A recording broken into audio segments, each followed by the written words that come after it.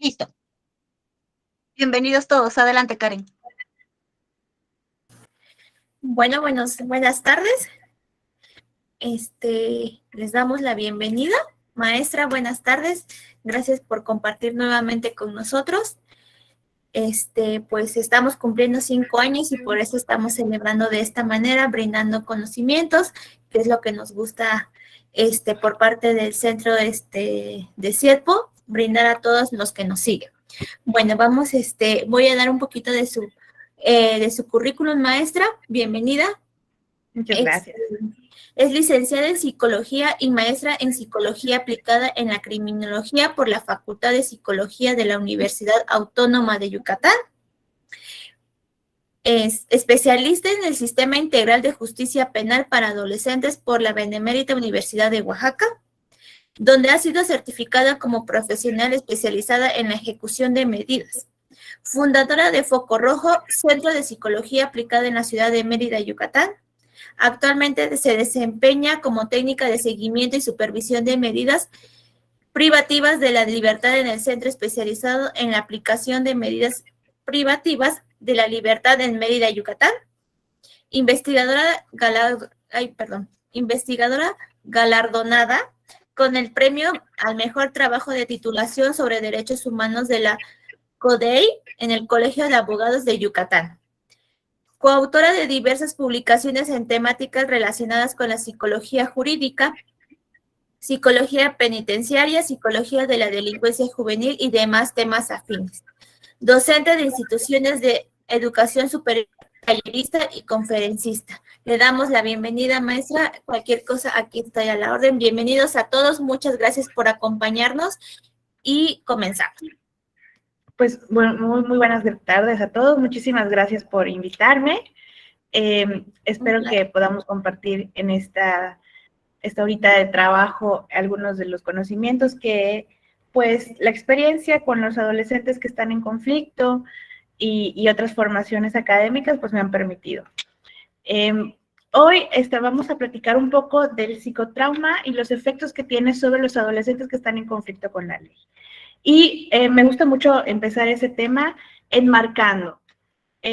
Escuchamos mucho sobre los adolescentes y en general sobre las personas que cometen delitos, como algunas posturas hablan de la justificación de la conducta o darles menos penas, más penas. Hay muchísimos debates acerca del sistema penitenciario de nuestro país, en particular de los adolescentes.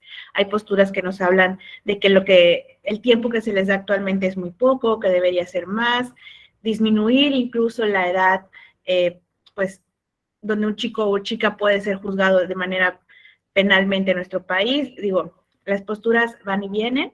Lo que sí nos queda claro es que actualmente nuestro sistema de justicia para adolescentes da una temporalidad máxima de 5 años para el tercer grupo etario y de 3 para el segundo grupo etario. Tenemos a chicos y a chicas que pueden estar en un centro de internamiento a partir de los 14 años y que pueden ser juzgados dentro del sistema de justicia a partir de los 12. Estamos hablando que no solamente tendremos entonces adolescentes dentro de los centros de internamiento, sino que también tendremos adultos jóvenes, personas que están cumpliendo 20, 21 años, 22, cuando terminan de cumplir estas medidas de sanción que se les da.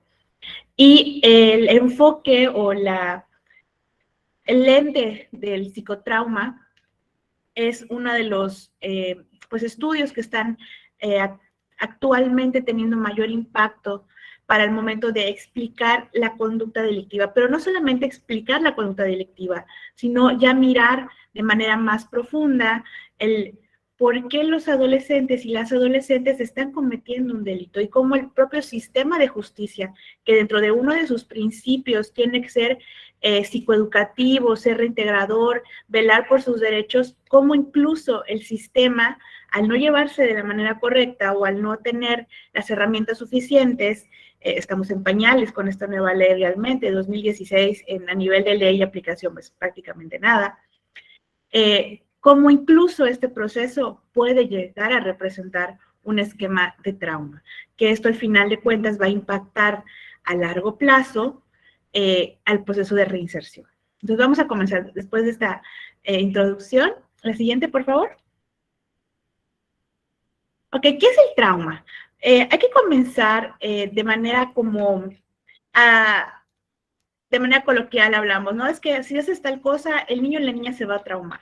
Que si tal situación, el niño y la niña va a sufrir. Que si, bueno, N cantidad de explicaciones, N cantidad de posturas acerca de cómo la crianza de los chicos y niños y niñas, pues debería de llevarse de manera correcta, ¿no?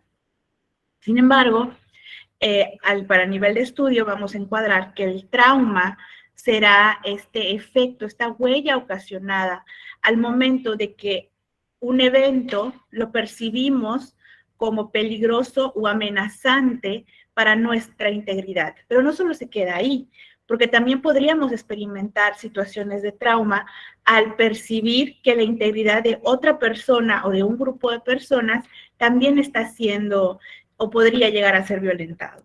Entonces, evidentemente, cuando un niño o una niña se encuentra en la presencia, por ejemplo, de violencia intrafamiliar, a lo mejor a este niño o niña no le golpean de manera directa, pero sí presencia o tiene esta percepción de que el padre o la madre, cualquiera que sea el agredido en este caso, puede tener en peligro su vida. Y esto empieza a generar estas huellas. ¿Por qué? Porque entonces el trauma quedará marcado, dado que la capacidad de amortiguamiento de las personas se ve superado. Digo, como personas adultas, sufrimos diferentes eventos en nuestras vidas y vamos amortiguando, vamos acomodando las situaciones, vamos acomodando los aprendizajes de cada situación buena o mala en nuestras vidas. Ahora pensemos esto en un niño o niña de 6, 7 u 8 años. Cuestionémonos cuáles son estas habilidades o cuál es esta capacidad que tienen para el amortiguamiento de estos eventos que son tan agresivos hacia ellos. Entonces, obviamente entendemos que los niños y las niñas van a tener procesos diferentes, procesos que están en maduración, y es por eso que al momento de hablar de trauma o al momento de que identificamos o pensamos que una persona puede sufrir de algún tipo de secuela, lo ideal es ir a hacer pues retrospectiva en la vida de este niño o niña, que se convirtió en este adulto con el que estamos trabajando, porque de una u otra manera ahí vamos a poder encontrar cómo ha estado los eventos traumáticos a lo largo de sus vidas.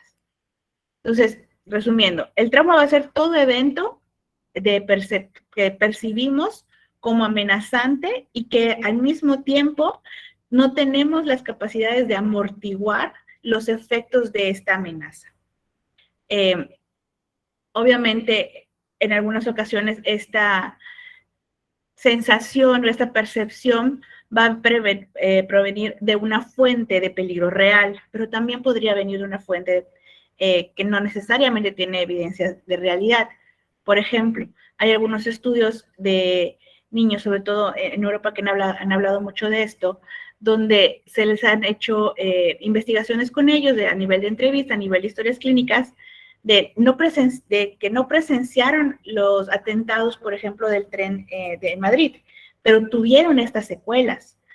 Seguían teniendo y presentando la sintomatología que podemos asociar a eventos traumáticos. Entonces, el peligro, la sensación de peligro, la percepción de peligro, podría no venir necesariamente de esta fuente objetiva, real y cercana. Podría ser un evento más alejado, que afecte a otras personas y que incluso no haya tenido que estar presente, pero deja la huella por el impacto social que este evento pudo haber tenido. ¿Ok? La siguiente, por favor. Ok, entonces, ¿qué eventos generalmente podrían tener algún tipo de efecto traumático en la primera infancia? Hablaremos y nos situaremos sobre todo en esta etapa de desarrollo, porque de una u otra manera, esta es la que nos va a permitir pues poner las bases para, obviamente, cuando venga la adolescencia. Y en el caso particular de los adolescentes en conflicto con la ley, hablaremos de que en los estadios de la infancia, en esos procesos de infantiles, vamos a encontrar muchas de las razones por las cuales los chicos y las chicas comienzan a delinquir y las edades en las que empiezan a delinquir. Entonces, ¿cuáles serán estos eventos que podríamos percibir como traumáticos o que tendríamos que tener los ojos muy atentos cuando sepamos, escuchemos o cuando estemos hablando con un adolescente y que nos cuente alguna de estas cosas. Obviamente todos los procesos de abuso. Cuando hay violencia psicológica, emocional, física, sexual contra el niño o la niña, o en su caso, como habíamos dicho, a un tercero cercano. La violencia intrafamiliar, evidentemente, es uno de los eventos que más efectos puedan llegar a tener en los niños y en las niñas, porque van de la mano de este abuso. La negligencia, este proceso de descuido y abandono de las niñas y los niños, que si bien sabemos, los que hemos trabajado como en este campo, que muchas veces decimos, no, pues es mejor que esté alejado de los papás, o que bueno que se fueron porque eran más violentos. Sí, pero no podemos olvidar que en la mente infantil, en la percepción infantil, el abandono o el ser separado de padre y madre va a dejar una huella que puede llegar a ser traumática si no se le da un cuidado adecuado de dónde va este niño o niña.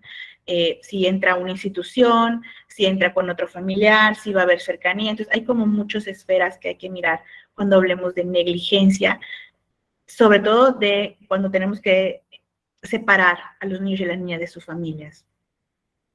Obviamente, todos los procesos de violencia que puedan tener, como el acoso escolar, la violencia con familia nuclear extendida, cuáles los aspectos de acoso no son necesariamente en la escuela, sino en todos estos espacios donde el niño o la niña pueda convivir, ya sea con adultos o con pares, ¿no? Y obviamente los espacios comunitarios. Ahí, pues, por ejemplo, el racismo es uno de estos efectos de violencia que podemos encontrar, que los niños que sufren de esto, pues van a tener ese tipo de secuelas, ¿no? De una u otra, sí, nos ponemos a recordar un poco algunas estructuras infantiles, pues de la autoestima, el autoconcepto, y que de estos evidentemente se van luego a desprender la autoeficacia, se va a desprender el autocuidado, se va a desprender incluso la autorregulación. Es aquí donde el efecto de violencia va a tener mayor pues impacto, porque los niños y las niñas van a terminar pensando que pues son culpables de esto, algo hice para que ellas o ellos me violentaran de una u otra manera. Por lo tanto, también esta situación comunitaria de violencia también pues nos va dilucidando, ¿no? Cuando hablamos de adolescentes, chicos o chicas, al menos en la realidad para nuestro país, vamos a tener, pues, que están generalmente situados en contextos donde hay escasez, ¿no? Donde hay mucha violencia comunitaria, donde tienen acceso a incluso armas de fuego, que están siendo reclutados constantemente por el crimen organizado o por algunos grupos delictivos organizados de adolescentes o de adultos. Entonces, el contexto comunitario, ahí podemos encontrar que un niño o niña esté constantemente sometidos a estos contactos con comunidades violentas, también va a generar algún tipo de secuela. También, como les decía, ¿no? Los desastres naturales que a veces pueden ser peligrosos de forma directa si estás en la zona afectada, pero también entra el terrorismo, pero también entra la guerra, pues incendios o cualquier tipo de evento climático que el niño o la niña pueda percibir que pueda ser lastimada o lastimado, que su familia puede estar en peligro, aunque no necesariamente esté cercano a ellos, ¿no? Y pienso mucho, ¿no? El tema, por ejemplo, ahora de la guerra de Irak, ¿no? Cómo se manejó esta información de forma abierta, informando a las personas, pero también nos olvidamos de que probablemente hubieron niños y niñas escuchando estas noticias, niños y niñas que no dimensionan la distancia que tiene Irak de nosotros, o que tiene el Oriente, o que no tiene como esta visión que permita que el niño o niña dimensione si puede o no ser lastimado.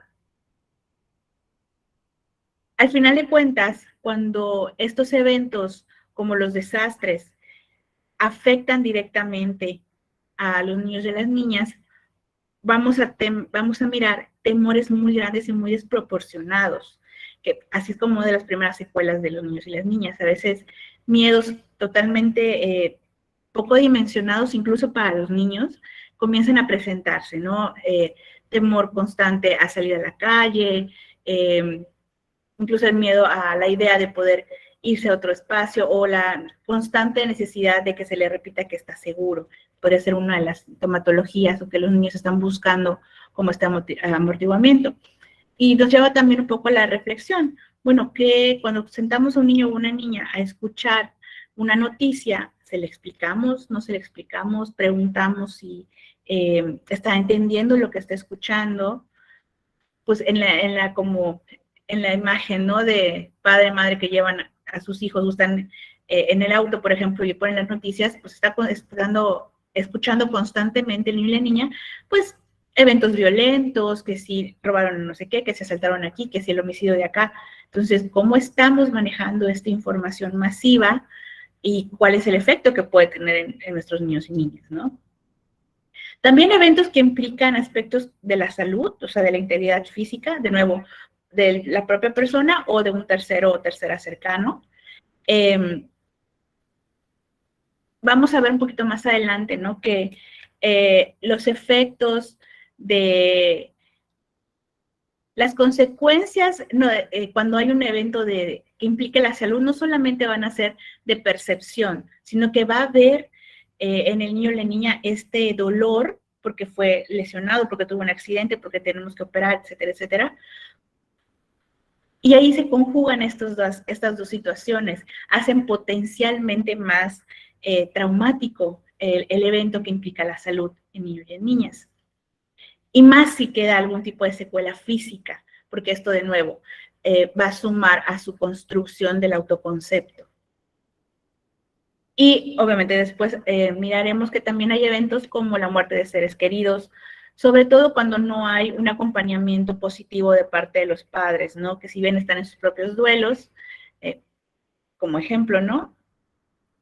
Se nos olvida que los niños y las niñas también necesitan este amortiguamiento emocional cuando pierden a alguien, cuando pues comienzan a comprender el concepto de la muerte, ¿no?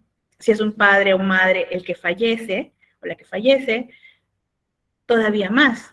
La familia está enfocada en resolver las situaciones pues de este deceso y a veces miramos hasta mucho después a los niños y las niñas para poder consolar esta pérdida que han estado experimentando, ¿no? Esto va de la mano también con la separación que les comentaba de alguna figura, cuando los tenemos que separar porque hay evidencia de violencia, y la institucionalización. Este proceso es el que más nos va a interesar a nosotros, porque de una u otra forma vamos a encontrarnos que hay niños y niñas que luego serán adolescentes que están en conflicto, que ya estuvieron en institución. Vienen de casos de acogida, vienen de internados, vienen de orfanatos, vienen de estar todo el tiempo bajo el escrutinio del DIF, por ejemplo. En fin, ya conocen el proceso de estar en una institución y cuando estos chicos y chicas entran a un centro de internamiento es de nuevo volver a un espacio violento, porque es una realidad, pero estamos también regresando a este evento traumático, ¿no? Por eso cuando hablaremos un poquito más adelante de el efecto de la institución del centro hacia los chicos y chicas, bueno, tendríamos que mirar desde un primer momento si ha tenido un contacto previo con ese tipo de estructuras, ¿no? Bueno, digo, al final, estos son como los eventos traumáticos que podríamos tener, podrían saltarnos más, son como los focos rojos que tenemos que mirar, ¿no? Pero pueden haber infinidad. Recordemos, si el evento tiene la característica de que impacta y sobrepasa las estructuras y el amortiguar a la persona, las habilidades de amortiguamiento de la persona, posiblemente va a generar una huella. Y esa huella se llamará trauma. La siguiente, por favor. Ok. Y dentro como de estudios que se han estado generando sobre el trauma, veremos que nos lo clasifican en 3 diferentes pues, categorías donde podemos encontrar los eventos traumáticos. La primera será el trauma agudo. Este trauma agudo es un evento único en el tiempo que tuvo la característica de tener el impacto suficiente para generar una huella permanente en el niño o en la niña. Puede que no se haya repetido y que no se vuelva a repetir ningún otro evento traumático durante la primera infancia, incluso la adolescencia, pero tuvo tanto impacto, tanta falta también de amortiguamiento de cuidadores y de la propia persona que deja esta huella muy, muy marcada. El trauma, la otra clasificación, el trauma crónico. Y este trauma crónico será el que generalmente vamos a encontrar en los y las adolescentes en conflicto con la ley. Se refiere a pues a vivir en múltiples ocasiones, en diferentes periodos de tiempo y por diferentes temporalidades también, de eventos traumáticos que generan diferentes historias, que generan diferentes huellas, ¿no? Entonces pensemos en los niños y las niñas que fueron golpeados desde muy pequeñitos hasta que fueron ya entrados adolescentes y que pudieron defenderse. Podríamos hablar de que eso es un evento de trauma crónico. Y ese trauma crónico tiene la característica particular de que podríamos encontrar mucha variedad de eventos traumáticos. O sea, una sola persona puede vivir diferentes eventos traumáticos crónicos. Y en su conjunto, estos generarán el trauma complejo. Al estar tanto tiempo expuesto o expuesta a estas situaciones de trauma, ya generamos este esquema, esta categoría de trauma complejo. Que sí, ya cuando podemos identificar el trauma complejo en una persona, lo vamos a hacer porque ya encontramos la huella que se está presentando a nivel de conductas, a nivel de pues, conductas disruptivas como cometer delitos o conductas de riesgo o de casi autodestructivas en los adolescentes, ¿no? Entonces estamos hablando, y dimensionemos un poco, ¿no? De estas adolescentes, personas adolescentes que desde pequeños o pequeñas han estado expuestos constantemente a eventos de trauma crónico, que cuando ya llegan al centro de internamiento, llegamos a hacer las evaluaciones, llegamos a escuchar las historias de vida, podemos determinar que ya hay una situación de trauma complejo, porque ya incluso se están configurando ciertas sintomatologías que iremos revisando poquito a poquito, ¿no?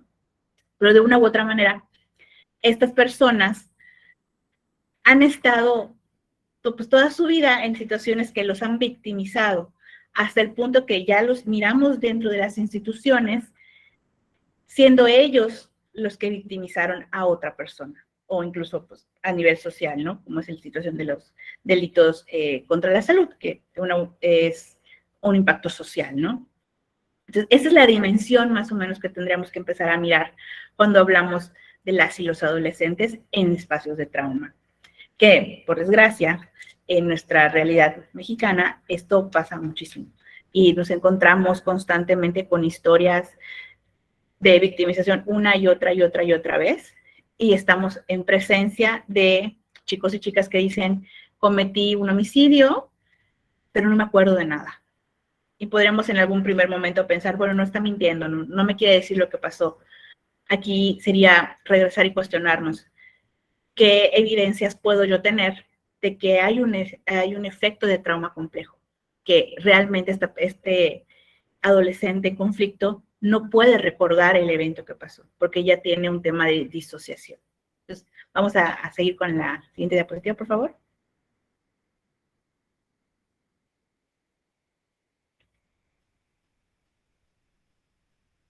Ok. Tenemos que saber también, como para entender las dimensiones de los eventos que logran causar huellas y que se transforman luego en trauma complejo, que sabemos, ¿no? Todas las personas tenemos diferentes capacidades de amortiguamiento sobre los eventos traumáticos, sí, pero también hay eventos que podrían no estar en la primera lista que les presentaba. Sin embargo, debemos estudiar las situaciones que se estuvieron presentando. Entonces es importante cuando estamos intentando evaluar trauma, escuchar la historia incluso varias veces si la persona lo permite, para que podamos identificar las piezas claves y poder determinar el impacto de estos eventos. Dentro de los factores que van a facilitar que un evento se convierta en trauma crónico y trauma complejo posteriormente, será la naturaleza del evento. Podemos decir que la huella del haber vivido un huracán va a ser menos profunda que la huella del trauma por haber sido abusado sexualmente. Entonces, se dimensiona el impacto que pueda tener el evento, si fue directo, si no fue directo. Esta percepción fue un peligro objetivo realmente, o hay como connotaciones de el contexto retroalimentando este miedo a la situación, ¿no? También tendríamos que saber cuál pues fue esta respuesta subjetiva, las habilidades del niño o de la niña para poder amortiguar estos eventos y poder pues acomodar pues las enseñanzas o la experiencia de manera positiva o negativa, que tendrá que ver con las habilidades también de afrontamiento. Aquí sabremos o tenemos como muy identificado que una de las habilidades básicas para, ahora sí que el trauma no genere estas huellas tan profundas, pues era la resiliencia. Esta maravillosa pues habilidad, característica, rasgo de personalidad, ya hay como varias posturas sobre si la resiliencia nace siendo resiliente, aprendes a ser resiliente, cómo lo desarrollamos, etc.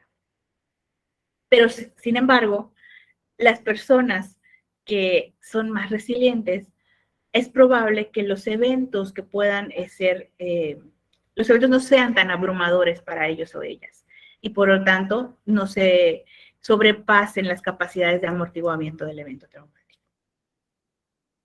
Entonces también hay que conocer cuáles son estas habilidades de resiliencia, o si este chico o chica tiene habilidades para ciertos aspectos de resiliencia, pero hay eventos que lo van a superar, ¿no? Entonces ahí podremos encontrar pues la línea de la historia del trauma. Obviamente también lo que tenga que ver con los rasgos de personalidad pues, ayudará muchísimo más, ¿no? Personas que tienen personalidades como más alegres, que pueden tener, pues, está enlazado un poco con la resiliencia también, ¿no? Tendrán más posibilidades de ser más resilientes o resistir mejor estos eventos traumáticos. El nivel de exposición, volvemos a lo mismo, ¿no?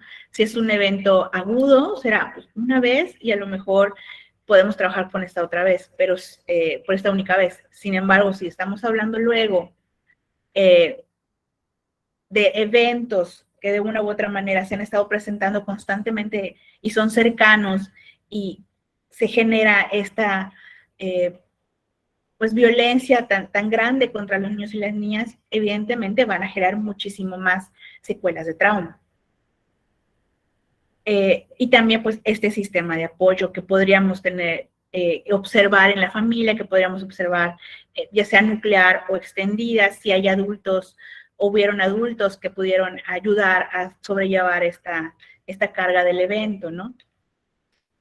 Y también si la persona que ejerce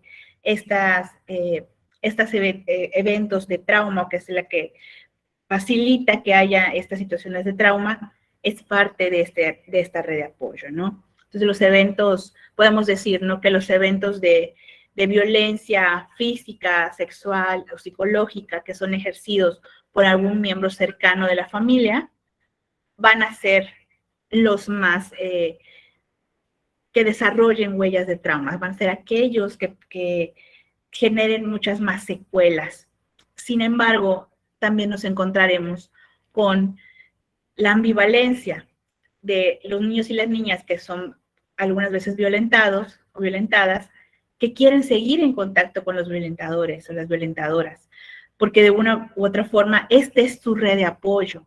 Entonces, también ahí vamos a notar estas secuelas de revivir los efectos del trauma constantemente y cómo serían los efectos y si estas secuelas probablemente un evento agudo, crónico, de trauma crónico, de trauma agudo, perdón, pero si mantenemos el contacto con esta persona que ejerció la violencia dentro del sistema familiar, bueno, tal vez podríamos estar configurando de manera ingenua, ilusa, un trauma crónico, que luego podría ser un trauma complejo, porque empiezan a entrar todos los mecanismos que a partir de, mecanismos más sociales, que a partir de los eventos traumáticos van generando, que es cómo ve la gente, cómo me perciben las personas, cómo me percibe este sistema de apoyo de que yo haya sido violentado por alguien.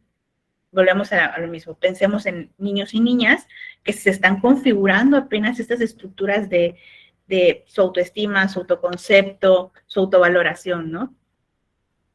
La siguiente, por favor.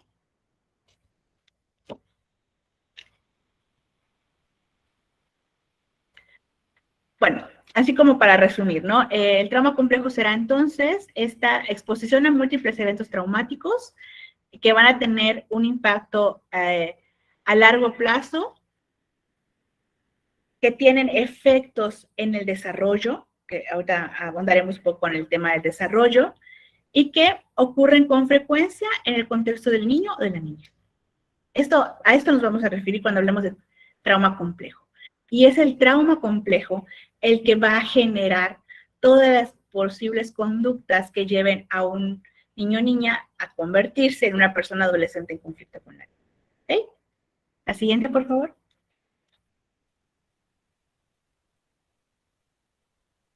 ¿Cuáles son entonces estos efectos? ¿Cuáles son estas huellas de las que he estado hablando? Para empezar, vamos a encontrarnos con que va a haber dificultades para la vinculación emocional. En la mayoría de los adolescentes que podemos identificar con trauma complejo, que están en los centros, al menos de internamiento, va a haber siempre un proceso complicado al momento de vincular. Y esto no solamente va a impactar en ellos vinculando con sus grupos cercanos, sino que a nivel de institución y a nivel de reinserción y de procesos de reeducación, impactan de manera negativa, porque de una u otra forma los chicos no logran vincular con el personal con el que trabajan.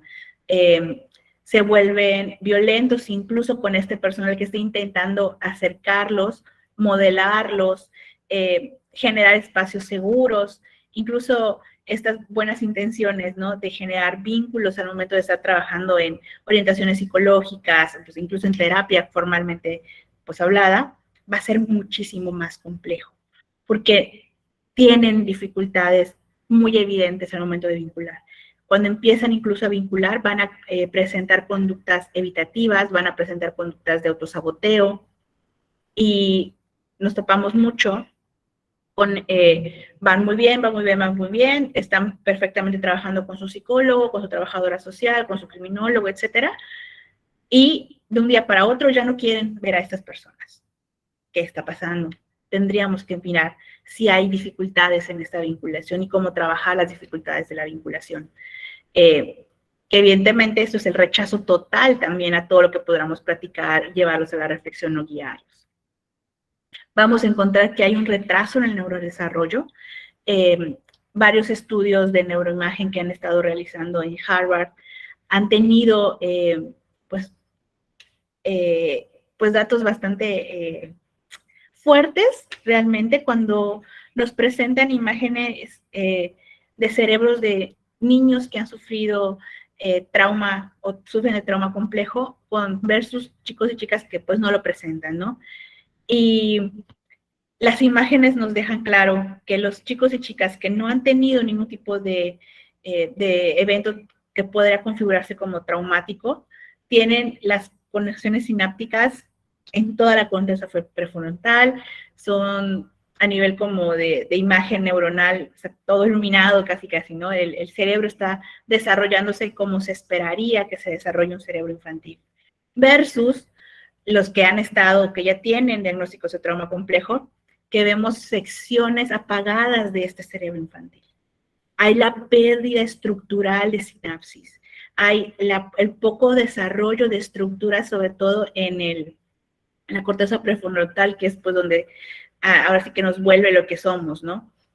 Y también vamos a darnos cuenta de que estas dificultades en las conexiones o las muertes de la sinapsis van a impactar no solamente en temas de vinculación o en temas de autocontrol, también van a impactar en temas de cognición, de aprendizaje, que estos, si los dimensionamos a su vez, es fracaso escolar, y el fracaso escolar te lleva a entrar al mundo laboral, y entonces, ¿en qué va a trabajar los niños o adolescentes a estas edades? Pues, se vuelve mucho más complejo que solamente se mueren algunas sinapsis, ¿no? Sino que hay cambios reales de estructura. El cerebro de estos niños y niñas se vuelve diferente. Estaremos frente a cerebros que no están de una u otra manera, no van a reaccionar de la manera esperada y van a tener bastantes dificultades al momento de intentar volver a aprender este tipo de vinculaciones. También vamos a encontrar el desarrollo de trastornos psicoemocionales, digo, sabemos, ¿no? El desequilibrio emocional, de estar sometido a eventos muy fuertes todo el tiempo, a violencia todo el tiempo, pues puede generar en depresiones, puede generar en trastornos psiquiátricos, incluso que habría que medicar, que va un poquito de la mano con el tema del retraso en neurodesarrollo o el efecto del neurodesarrollo, ¿no? Sabemos que en trastornos psiquiátricos están muy correlacionados a situaciones de, pues de dificultades o de estructuras diferentes a nivel neuronal, ¿no? Entonces va de la manita. Estaremos también frente a conductas de hipervigilancia, pensando en esta hipervigilancia como esta incapacidad de confiar en los demás. Los niños, niñas que luego se vuelven adolescentes que tienen trauma complejo, están todo el tiempo atentos a si algo en el ambiente los pone en peligro, si alguien los va a atacar, si alguien está buscando hacer algo en contra de ellos, ¿no? Y yo siempre recuerdo a los chicos que puedes estar hablando con ellos, de repente cambia tu rostro porque te distraes o algo así, y enseguida te preguntan, ¿te molestaste? Están buscando constantemente la retroalimentación emocional porque les es muy difícil salirse del algo malo está pasando. Entonces vamos a tener personas que todo el tiempo están en la defensiva. Entonces, se vuelve más complejo el poder trabajar con ellos. También vamos a tener presencias de trastorno de estrés postraumático. Es muy triste, ¿no? Pero hay como estadísticas que nos hablan de que un estudio realizado en Estados Unidos con adolescentes que estaban en las instituciones de reclusión ahí, tenían el mismo número de síntomas que de los veteranos de guerra, en casi el 70% de la población que se investigó en ese momento. Entonces, hay así de complejo, ¿no? De una persona que estuvo en la guerra, que tuvo que regresar por algún tipo de herida, tiene la misma sintomatología que un chico o chica que está en un centro de reclusión, ¿no? La hipervigilancia va un poquito con el tema de la percepción de peligro. Están todo el tiempo mirando si alguien los va a atacar. Es muy común en los centros de internamiento las riñas o los incidentes porque me miro feo, me levantó la voz, es que esa mirada que me dio me estaba retando, cuando no necesariamente está ahí, pero ya hay esta costumbre y hay esta mala lectura de pues nuestra percepción distorsionada, ¿no? Van a tener tendencia de uso y abuso de sustancias y también las tendencias relacionadas a las conductas disruptivas. Hablo aquí de conductas disruptivas para no meternos ahora tanto en el tema como si antisociales o delictivas, pero de una u otra forma son conductas disruptivas, van a ir en contra de la norma, van a ir en contra de la regla, que luego esto podría ocasionar, y muchas veces ocasiona, que cometan delitos. Lo siguiente, por favor.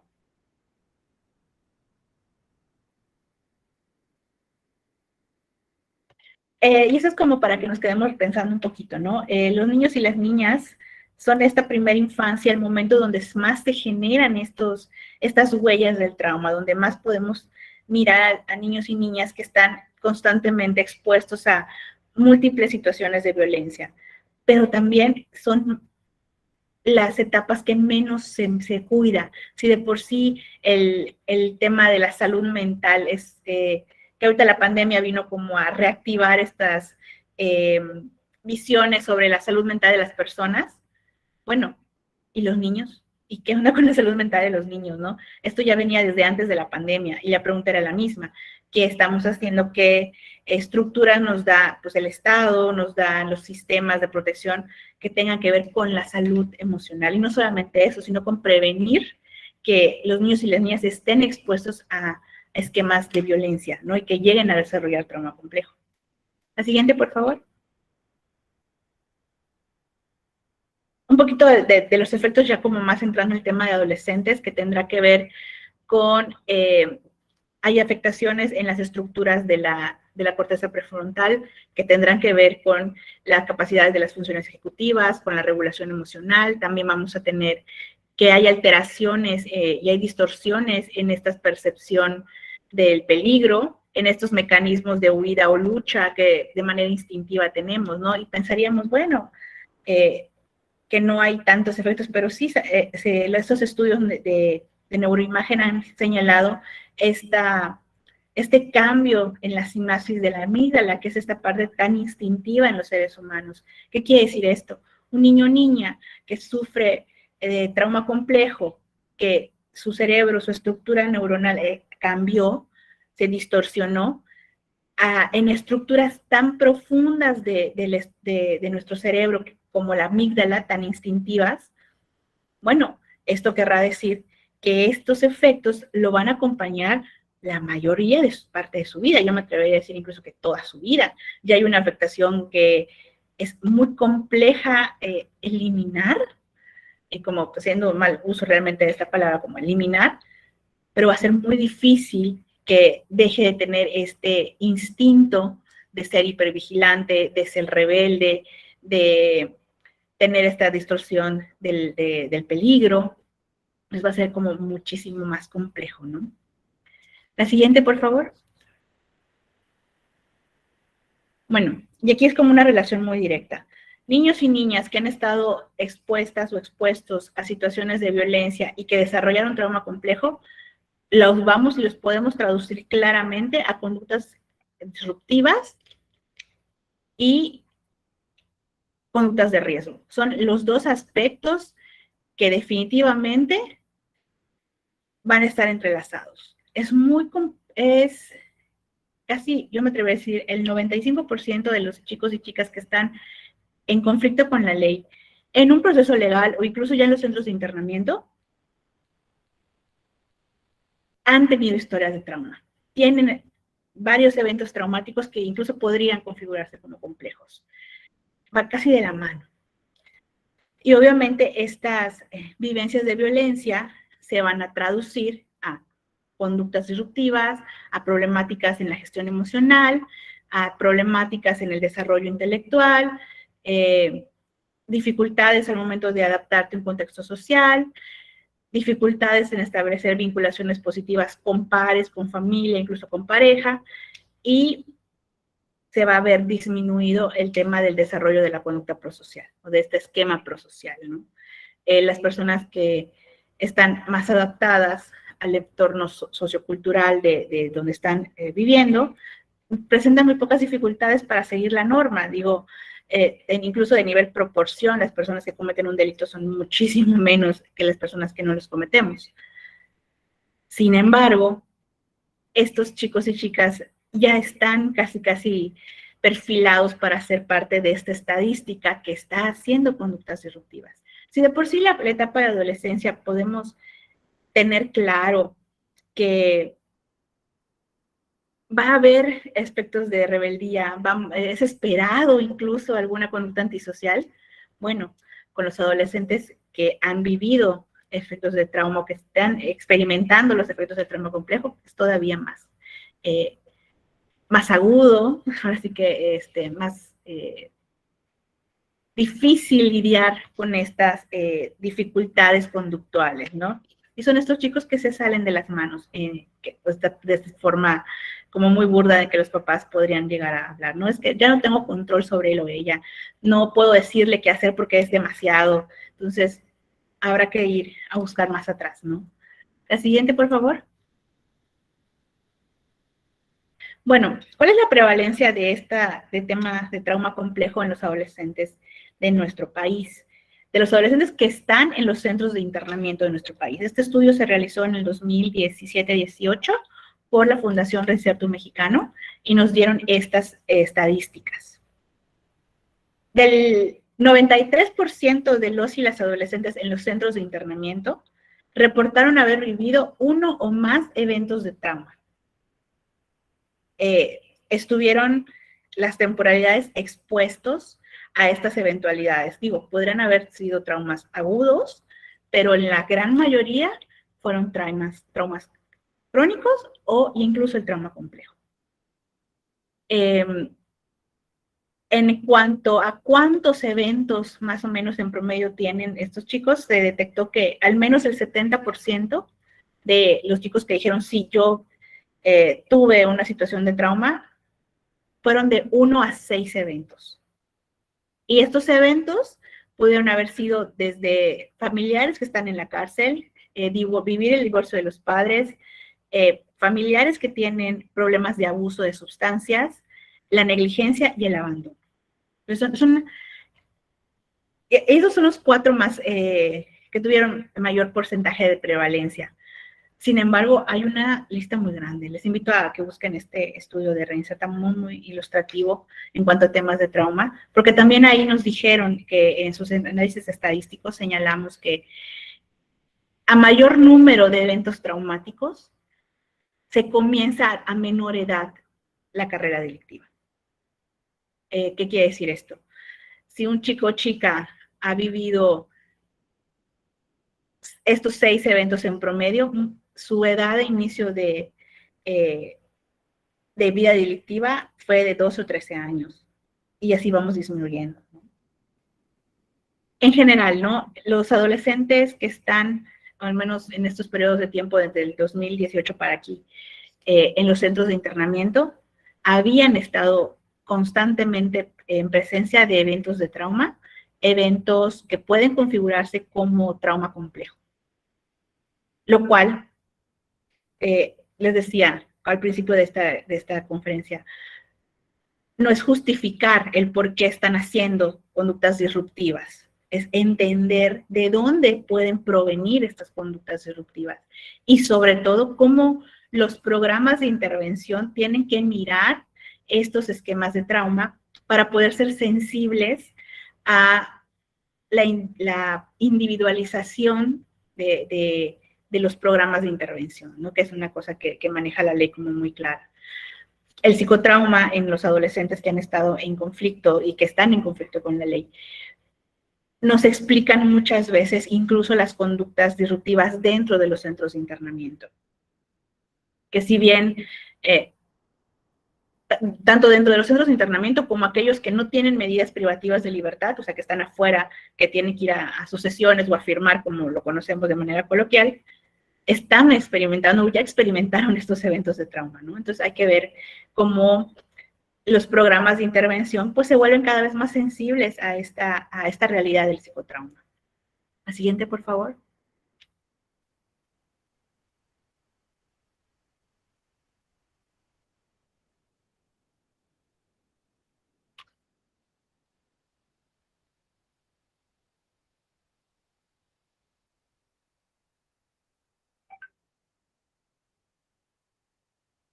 Ok, sí, se me fue un poquito la pantalla, disculpen.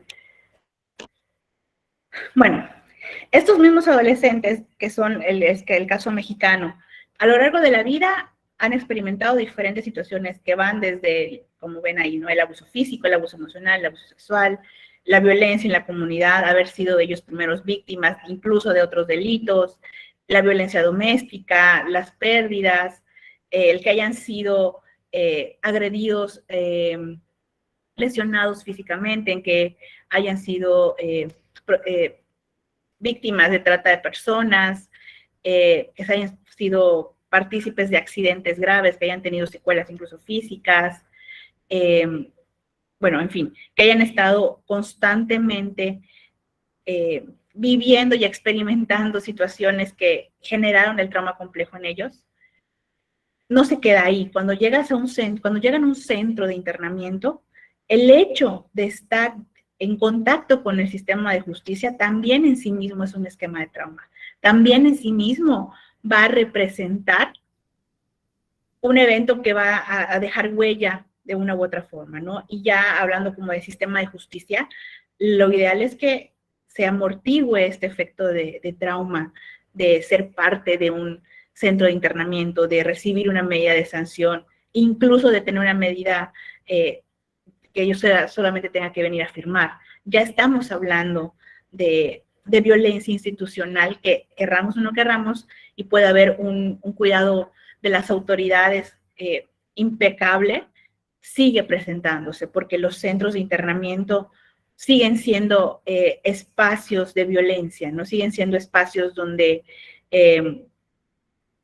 es muy hostil el ambiente, aunque no querramos. No estás en tu casa, no estás en tus comodidades, a lo mejor no es la comida que te gusta comer, tienes unas reglas que antes no tenías. Todo esto se va generando también como un evento traumático. Y a medida que el personal técnico que trabaja con estos chicos y chicas haga para disminuir estas posibles secuelas, bueno, mejor será el tratamiento, porque evitaremos una huella más de psicotrauma, ¿no? Al final de cuentas, dentro de los esquemas de seguridad, como es un centro de internamiento, repito, habrá reglas, habrá cateos, habrá revisión de espacios, que esto es invasión totalmente a la privacidad, ¿no? Y si recuerdan, una de las síntomas es esta hipervigilancia. Si yo sé que constantemente pueden venir a revisar mis cosas, voy a estar todo el tiempo a la defensiva. Si yo sé que la persona que trabaja conmigo, que quiere verse muy buena persona conmigo, que quiere ser mi amigo, que quiere acercarse a mí, pero al mismo tiempo cuando subo a una audiencia me dice todo lo malo que yo hice, estoy reforzando este pensamiento de que no puedo confiar en nadie. Entonces, ahí es donde entra cómo tenemos que trabajar y disminuir estas secuelas, ¿no? Cómo explicamos, cómo los hacemos partícipes también de que el centro tiene unas reglas que la persona tiene que aprender a cumplir para que pueda no recibir una sanción, y de por qué tenemos incluso que platicar con los juzgadores de lo que trabajamos en las sesiones. Pero es todo un proceso que tenemos que tener la sensibilidad constante para podernos retroalimentar como personas que trabajamos con los adolescentes en conflicto, para parar y decir, ok, te voy a explicar esto para que lo dimensiones y para que no generes esta percepción de riesgo, ¿no? La siguiente, por favor.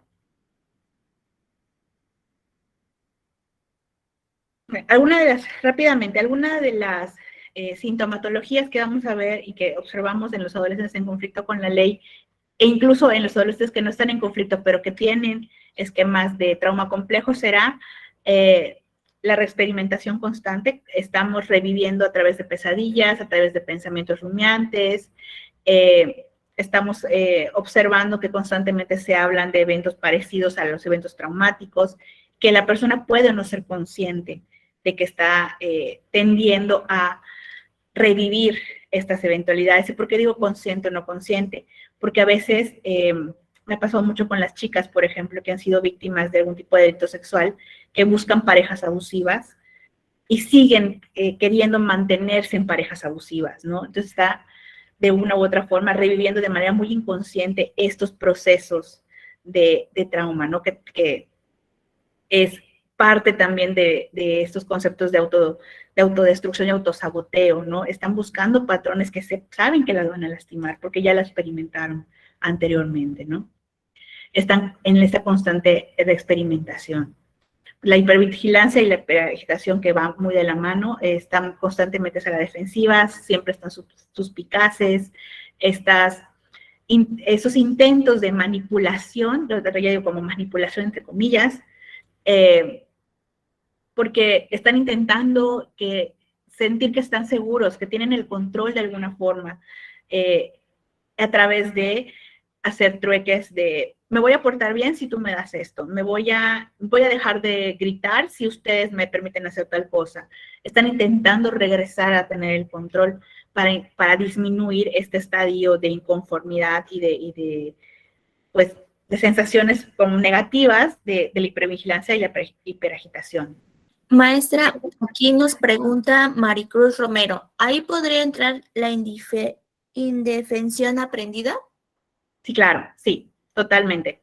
Sí, este fenómeno tampoco, bueno, yo pensaría que es un poco conocido realmente, ¿no?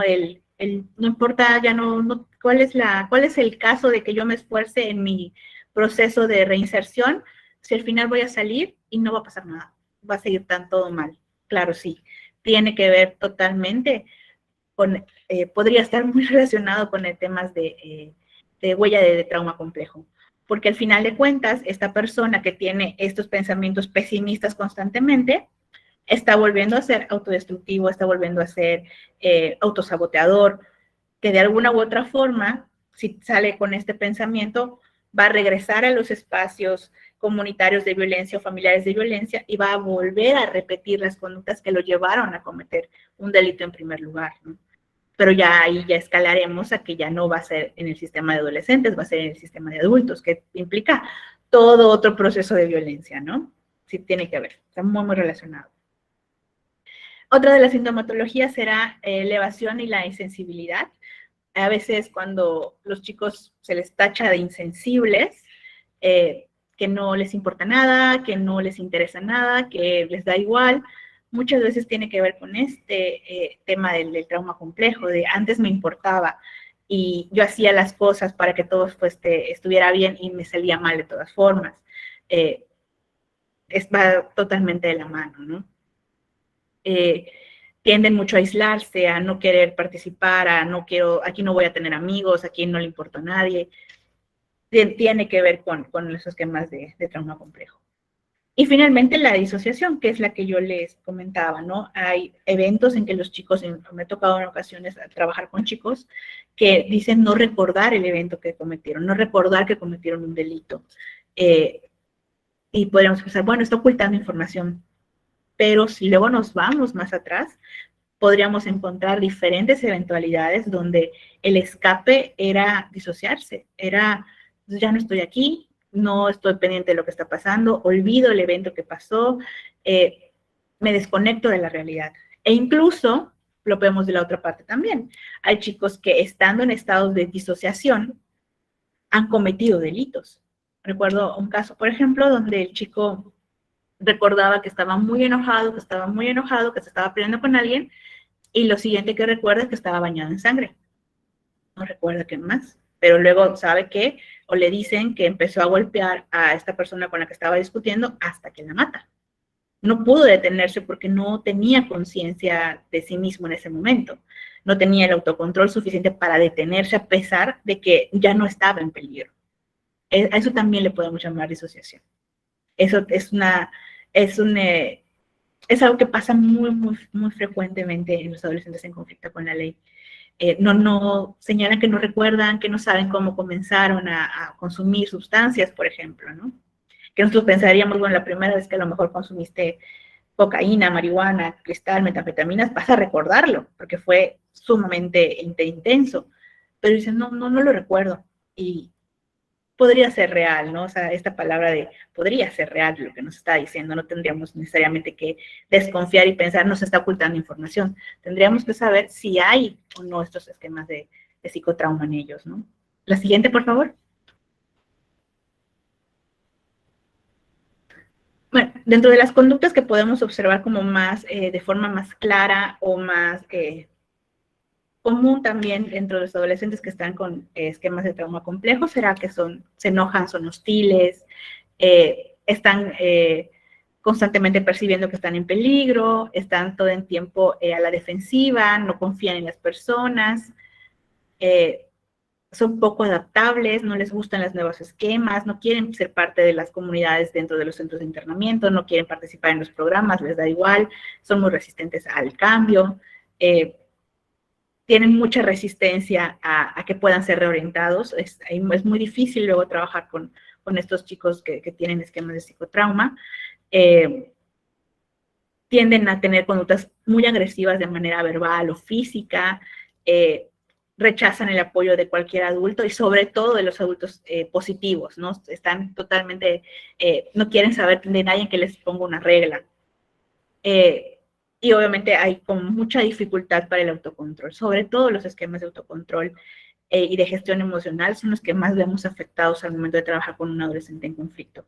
Sumándole a esto el analfabetismo emocional que están presentando, porque pues fueron chicos que muchas veces no tuvieron estos esquemas de familia donde te enseñan a trabajar con tus emociones. Siempre he dicho, si de adulto a veces es difícil gestionar tus emociones, siendo un niño que está siendo violentado, mucho menos. Siendo un adolescente que nunca tuvo el proceso de aprendizaje, pues está terrible. ¿Y cómo lo hacen ellos en su momento? Siendo violentos. La siguiente. Maestra, nos pregunta Catalina Latorre, ¿evadir el problema puede ser un método de defensa del cerebro para la sobrevivencia? Sí, cuando identificamos que podemos diagnosticar que hay un trauma complejo, tenemos que, pues casi de cajón, sabemos que ya hay esquemas de estructura neuronal que han sido modificados, ¿no? Ya no es una estructura neuronal ni sináptica que tenga que ver con lo que esté o esté relacionada con la norma, ¿no? Sí, esto de evadir, de olvidar, de no saber, también tiene que ver con los esquemas de la memoria. Te repetía, ¿no? Está muy identificado que las zonas donde se encuentra la autorregulación, donde se encuentra la memoria, donde se encuentra el pensamiento crítico, están afectados en los niños que tienen, adolescentes que tienen esquemas de psicotrauma. Nos preguntan, ¿qué tipo de terapia ha mostrado eficiencia en trauma en niños? Con los niños bueno, hay diferentes como técnicas para llegar a los temas de los niños. La terapia o la psicoterapia que más se utiliza para poder trabajar para volver a reeducar estas sinapsis del cerebro de los niños, tiene que ver con lo cognitivo-conductual. Es de los esquemas, enfoques de psicoterapia que más efectos ha tenido positivos en los niños y las niñas, incluso en los adolescentes, porque hay un proceso de reeducación en los esquemas del cognitivo-conductual, ¿no? Les dan información nueva, practican una y otra vez las diferentes actividades, las diferentes respuestas emocionales, hay esta capacidad de prever cómo vas a reaccionar a esto, hacen estas estructuras y esquemas donde analizan la conducta. Digo, obviamente tendremos que hablar que esto tendrá que pasar con niños ya un poco mayores, ¿no? De 8 o 9 años. Con los niños más pequeños, no es que no existan, sí hay especialistas que han estado trabajando con ellos desde el aprendizaje de la gestión de sus emociones y de la expresión. Pero recordemos, ¿no? En la primera infancia es cuando generalmente empiezan a ocurrir los eventos de psicotrauma.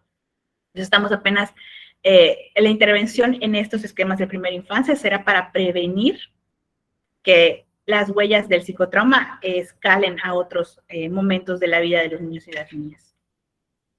Tiene que ver también, ¿no? Que hagan deporte, que estén socializados de manera positiva.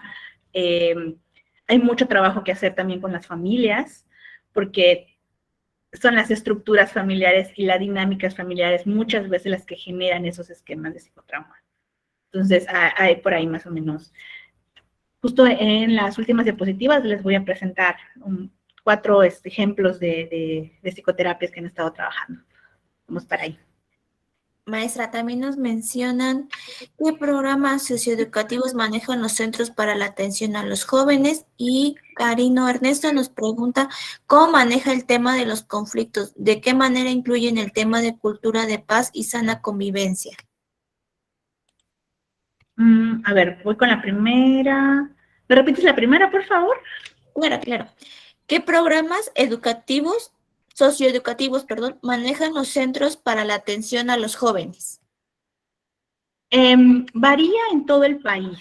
La realidad es que cada centro de internamiento, cada autoridad administrativa del sistema de justicia para adolescentes en diferentes partes del país, en los diferentes estados, varían qué programas pueden aplicar o no. Lo que sí está como muy marcado, porque incluso la ley lo señala, son esquemas socioeducativos, psicoeducativos, que tengan que ver con formación escolar, que tengan que ver con intervenciones psicológicas, que tengan que ver con deporte y sano esparcimiento, integración familiar y los esquemas de justicia restaurativa. Esto la ley nos deja muy clarito, justo en los artículos 28, 30, 29 y 30, nos habla de la necesidad de este tipo de intervenciones. Y de ahí lo que pueda ser socioeducativo que entre en esquemas para fortalecer la educación, vamos desde que estén en clase, que tengan servicios de biblioteca, de ludoteca, de multimedia, servicios de, no sé, clases externas de inglés, o sea, en esquema como educativo, ¿no? Que sigan estudiando, es como la finalidad de esto, ¿no?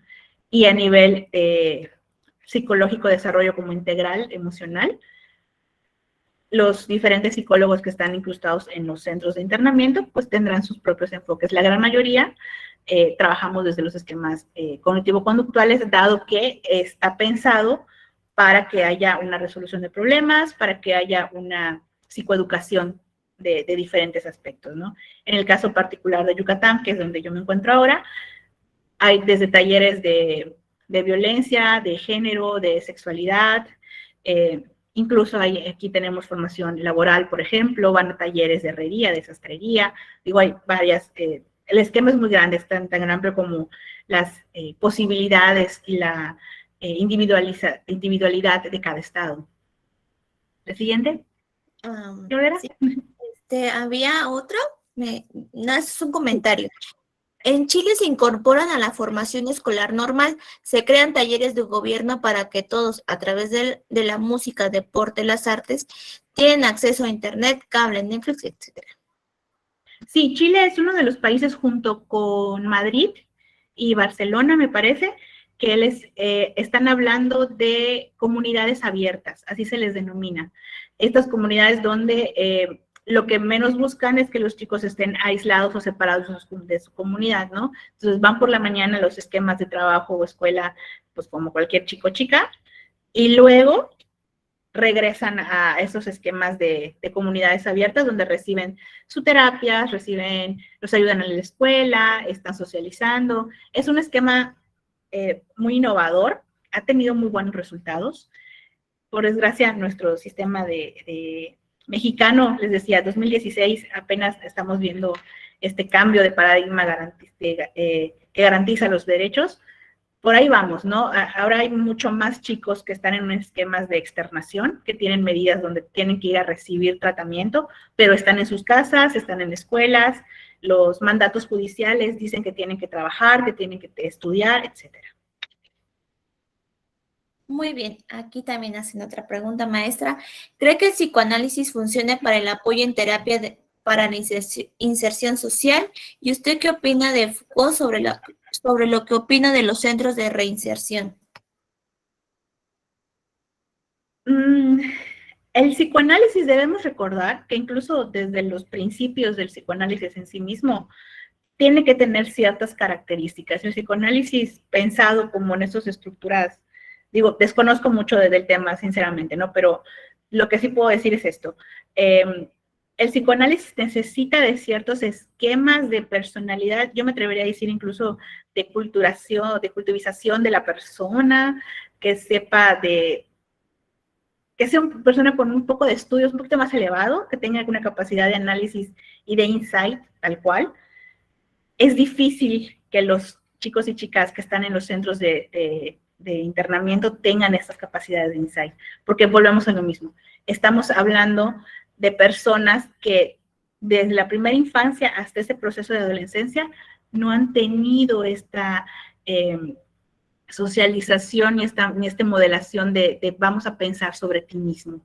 No, la realidad es que no todos ellos llegan siendo reflexivos. Entonces, el psicoanálisis tardarían mucho tiempo en lograr algunos de los cambios significativos que necesitamos mirar.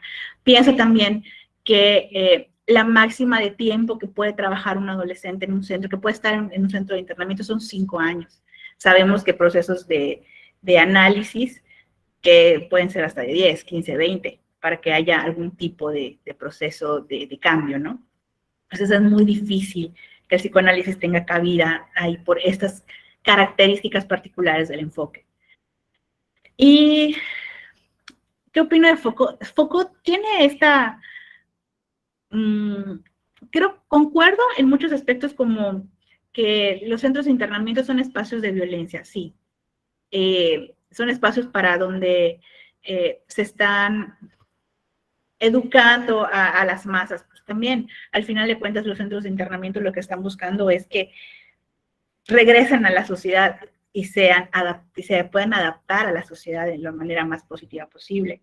Pero también hay esquemas de violencia que, les repito, muchas veces ni siquiera es violencia ejercida por la institución en sí misma, es incluso por la relación que están teniendo los chicos entre ellos. Por más que los separemos, por más que haya el cuidado, y esto no solo pasa en Yucatán, digo, pasa en todo el país, ¿no? Por más que se les cuide, por más de que se les promueva, estamos hablando de personas que son hipervigilantes, que están todo el tiempo sensibles al peligro, que están todo el tiempo con percepción distorsionada. Entonces sí, es un esquema violento. Y volvemos a lo mismo. No estás en tu espacio de vida, no estás en tu casa, tienes que seguir reglas que no tú estás poniendo, te revisan tus cosas porque tenemos que revisar por seguridad los espacios y los dormitorios. Digo, sí, definitivamente no es el espacio más agradable del mundo. Sin embargo, justamente al tener esta conciencia de estas posturas de la institución, es que el personal técnico intentamos amortiguar esto, ¿no? A través de esta cercanía con los chicos, que lleven talleres de diferentes cosas, que vayan personas a visitarlos, que estén cercanas a sus familias, que hayan grupos de apoyo, invitar a instituciones de la sociedad civil o gubernamentales a participar en los centros, pero también desde ahí hay que amortiguar de alguna u otra forma. Bueno, y la última pregunta, maestra, disculpe. ¿Qué opinión puede dar sobre el tema de inimputabilidad en los adolescentes que cometen un delito y van a diligencias? Creo que el tema de imputabilidad no solamente en los adolescentes es complicado. O sea, determinar la imputabilidad de una persona va a requerir de muchos esquemas importantes, ¿no? Con los adolescentes de manera particular, creo que más que hablar de imputabilidad, tendríamos que hablar de los factores que pueden atenuar ciertos aspectos, ¿no? De la conducta que cometieron. Es una realidad, ¿no? Que a nivel del sistema de justicia, los juzgadores y las juzgadoras piden evaluaciones de personalidad, evaluaciones de la familia, están como intentando estos esquemas para hacer lo más adecuado y lo más individualizado posible la medida de sanción, ¿no? Si implica realmente que estén en un internamiento o es mejor que estén en un externamiento. También debo decir que creo que el sistema de justicia para adolescentes es uno de los que está como más regulado, tal vez sería la palabra. Hay muchísimos aspectos de defensa de derechos humanos ahí. Entonces, si un chico o chica ya llega a un proceso donde se determine si es imputable o no imputable, ya estaríamos hablando de que ya hay un camino recorrido a nivel del sistema de justicia que lo pudo poner ahí, ¿no? Creo que estas perspectivas como el tema de trauma, de psicotrauma, ayudan no necesariamente a determinar o a favor o en contra de la imputabilidad, pero sí de que sea un factor más a considerar para determinar cuál es la medida de sanción. No sé si te respondí a la pregunta.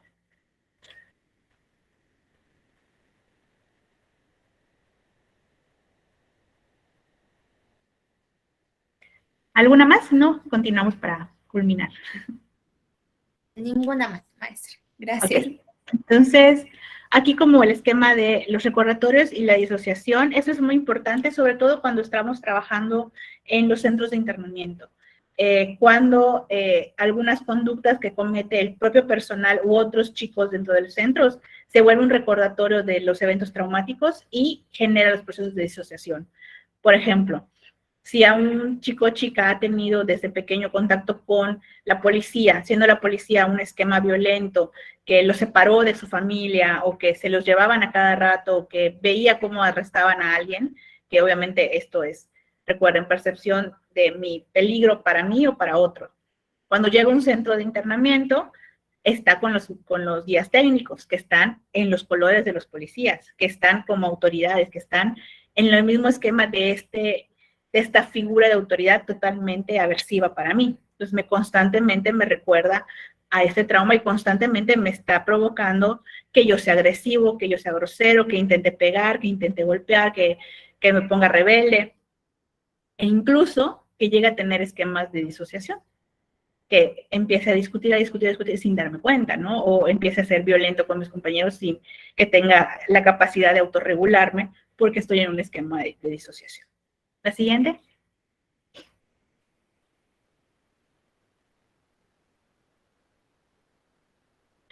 Aquí me voy como rápido, ¿no? En los adolescentes vamos a determinar que sabemos que hay secuelas muy parecidas a las secuelas generales del trauma complejo.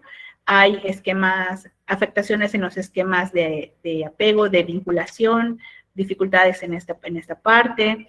Vamos a ver también que hay deterioro cognitivo, de gestión emocional. Vamos a ver somatizaciones, incluso se enferman bastante seguido, o tienen rechazos a la comida, también es parte de estar como en el esquema del recordatorio de trauma dentro de la institución, ¿no? Dificultades totales en la gestión emocional, la regulación afectiva es muy baja, muchos llegan ya de por sí con analfabetismo emocional y aquí en los centros de internamiento hay que ampliarles el vocabulario, ¿no? Y la percepción de sus emociones, que sean capaces de identificarlas.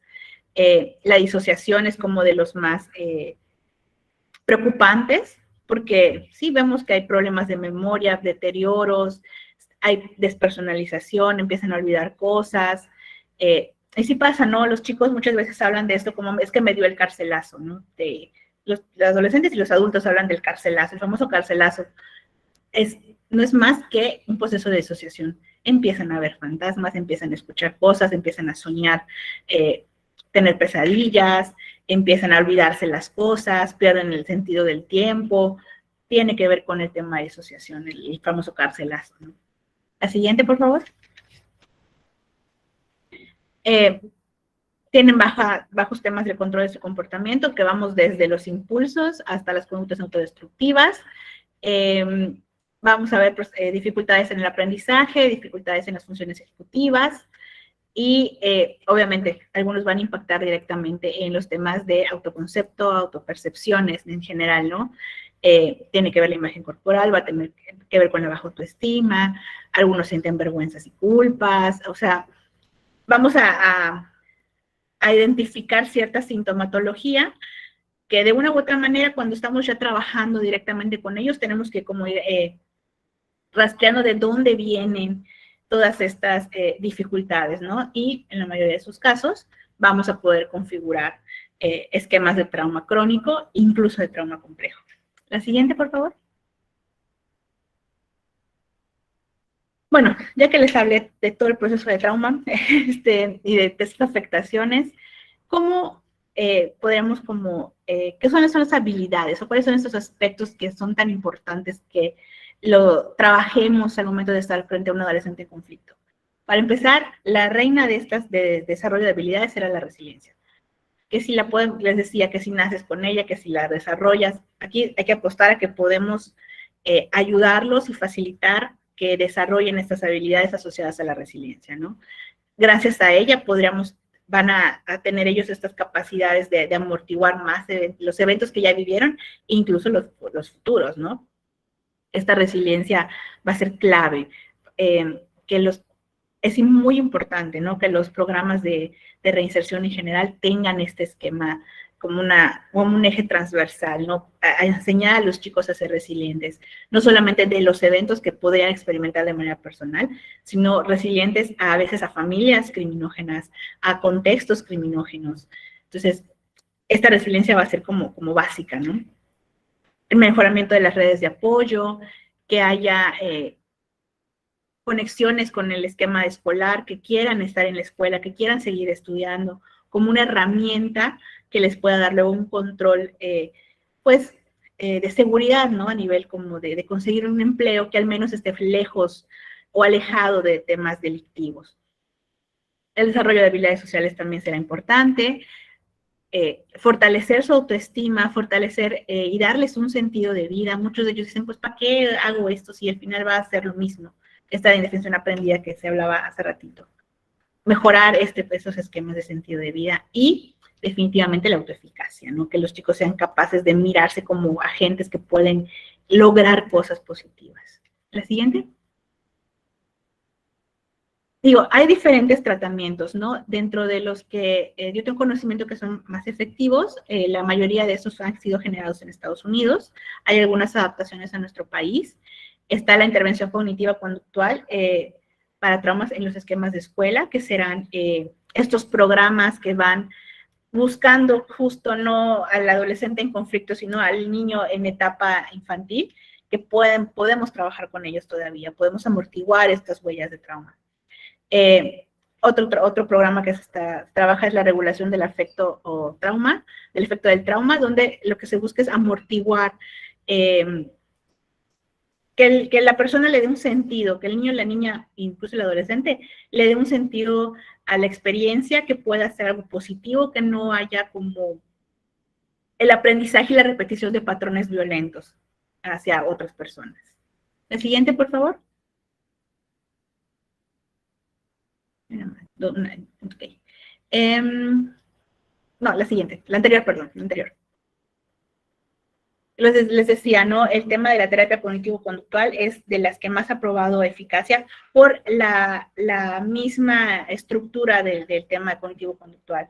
Aprendes una habilidad, la pones en práctica, resuelves un problema que sea lo más rápido para la persona, que deje de tener estas sensaciones de desagrado. Evidentemente también el psicotrauma asociado al aprendizaje de nuevas habilidades, pues le dará más herramientas para ya no volver a ser victimizado en el futuro al niño y a la niña. Entonces, tiene lógica que sean estos esquemas terapéuticos los que ayuden a amortiguar esos esquemas, amortiguar estas huellas de psicotrauma. Y este modelo de santuario, que es un modelo muy bonito, que implica muchísimo gasto económico, porque es llevar a las familias enteras a espacios libres de violencia. Así como las comunidades abiertas de Chile y de Madrid. Aquí estaríamos hablando de espacios comunitarios donde la regulación de la no violencia es incluso para los adultos al momento de educar a sus hijos, ¿no? Les decía, estos son esquemas muy, muy carísimos, implican muchísimo trabajo, es un esquema de 24/7, son periodos de tiempo donde están las personas aprendiendo esas nuevas habilidades de manera intensiva. Y ahora sí, la última, por favor. Y bueno, ya como para cerrar, ¿cuáles son estas consideraciones que deberíamos tener al momento de pensar en adolescentes en conflicto y psicotrauma? Para empezar, que seamos sensibles a que existen estas secuelas, que hay huellas de psicotrauma en los y las adolescentes. Muchos de ellos hablaremos ya de esquemas de trauma complejo, los cuales ya implica que haya una sintomatología que puede llegar incluso a la disociación, que estos sean considerados dentro de las medidas de sanción para que no sea un recordatorio de estos esquemas de trauma, y pues que al final de cuentas el psicotrauma y sus secuelas y la sintomatología como la disociación pueden haber sido el causante del delito, ¿no? Como el ejemplo que les daba, estoy tan enojado, no tengo esta gestión emocional, disocio y golpeo hasta que mato a alguien, ¿no? Eso tendría que tomarse en cuenta al momento de las decisiones, no solo de los juzgadores, sino también dentro de ya la autoridad administrativa de las medidas de sanción. Las adecuaciones que serían importantes considerar es esta sensibilización del sistema al tema del psicotrauma, que sea algo considerado dentro incluso de los principios de la ley, que sea mucho más claro, que se hable de que existe esto y que esté pues, regulado a nivel de ley, así como nos dicen que tiene que ir a la escuela, que tiene que convivir, que tiene que hacer justicia restaurativa. Bueno, también sería importante que se sensibilice a la ley misma sobre este esquema de psicotrauma. La evaluación del trauma que esté considerado dentro de las evaluaciones que hacen los profesionales y que exige también los juzgadores para tomar sus decisiones, que los esquemas de las autoridades administrativas contemplen que haya programas especiales para tratar el psicotrauma. Y pues bueno, dentro del esquema de los centros de internamiento, que haya modelos de intervención que estén atravesados, que tengan psicotrauma como un eje transversal, evaluaciones precisas para nuestro esquema mexicano, que sean tomados en cuenta para las estrategias de seguridad cuando los chicos entran o están en momentos crisis, que haya estrategias mucho más claras de cómo trabajar, de cómo prevenir la posible incidente asociado a un esquema de detonante de psicotrauma. Y bueno, la evaluación constante para ver si las intervenciones están surtiendo el efecto al momento de generar mayores habilidades de amortiguamiento de las huellas del psicotrauma. Pues bueno, con eso ya terminaría yo mi presentación. Muchísimas gracias. Entonces, no sé si haya más dudas, comentarios. Aquí nos comentó Catalina La Torre, ahí me dolió la respuesta, desarrollar resiliencia en él. Muchas gracias. Eso nos comentó también. Tengo un alumno que durante sus horas en la escuela su carácter es negativo para realizar las tareas. Su mundo es su celular, coloca música a todo volumen en la sala de clase y en este curso entonces podría decir que alguien lo agrede a él para relacionarse de otra manera, o estoy equivocada. Molesta a sus compañeros. De nuevo, creo que al final tendríamos que hacer como todo este estudio, ¿no? Creo que el psicotrauma, al igual que muchos otros conceptos asociados a la conducta disruptiva, siempre vamos a encontrar la importancia de la evaluación. Podríamos ver esta evitación como una sintomatología, pues sí, pero también podrían ser otras cosas, ¿no? No hay que tomar de nuevo, el tema del psicotrauma como esta ventana que nos va a permitir explicar todos los temas de conductas disruptivas en niños y niñas. Pero sí es importante llevar los procesos de evaluación correctos para determinar cuáles son estas secuelas que podemos ver del trauma o cuáles son los detonantes que llevan a conductas disruptivas. A lo mejor el proceso de evitación tendrá que ver con un detonante de psicotrauma. A lo mejor le da muchísima ansiedad hacer la tarea, por ejemplo, en el salón de clase. Bueno, podríamos mirar, después de evaluar o después de entrevistar, cuál es el proceso de hacer la tarea en la casa, o si ha recibido una retroalimentación negativa al momento de hacer su tarea y fallar. Entonces, habría que hacer como un estudio muy detallado de cómo está funcionando este esquema y si está realmente ahí presente el psicotrauma, o solo es un tema de socialización que el chico no quiere ser incluso incómodo para los compañeros. Digo, repito, estaría yo hablando demasiado azarosamente si te dijera si sí o si no es psicotrauma, pero si te podría decir, analicemos la conducta, analicemos de dónde podría venir y los esquemas de psicotrauma y la evaluación en psicotrauma nos podría dar un ejemplo, una claridad de a dónde podemos ir. Sí, sí nos lo podría dar definitivamente, como en todos los niños y adolescentes que vemos conductas disruptivas. Podríamos también pensar ahí y si esto tiene que ver con trauma. Creo que es la idea también de este esquema del pensamiento de las huellas del trauma. Son todas las preguntas, maestra. A nombre de CIEDPO le doy muchas gracias por participar a usted y a todos los participantes.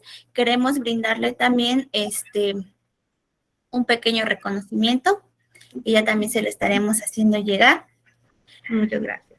aquí al Centro Interdisciplinario de Estudios en Derecho y Psicología de Oaxaca, SC, otorga el presente reconocimiento a la maestra Graciela Maite Chález Cervantes por su participación como conferencista en el primer Congreso Interdisciplinario en Derecho Penal, Psicología y Ciencias Forenses con la conferencia titulada Psicotrauma y sus efectos en adolescentes en conflicto con la ley.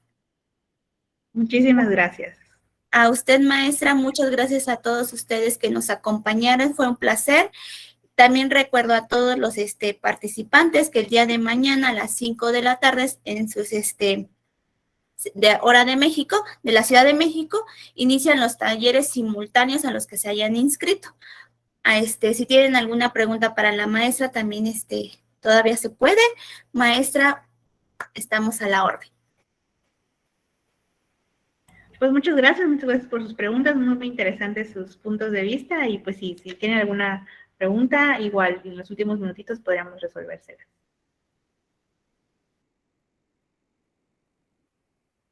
Están agradeciendo. Muchas gracias, maestra. Hermoso su estímulo. Bendiciones para todos. Gracias, excelente ponencia. Muchas gracias. Y me preguntan aquí cómo se está tomando la asistencia. Ya estamos nosotros anotando. No hay problema por ello.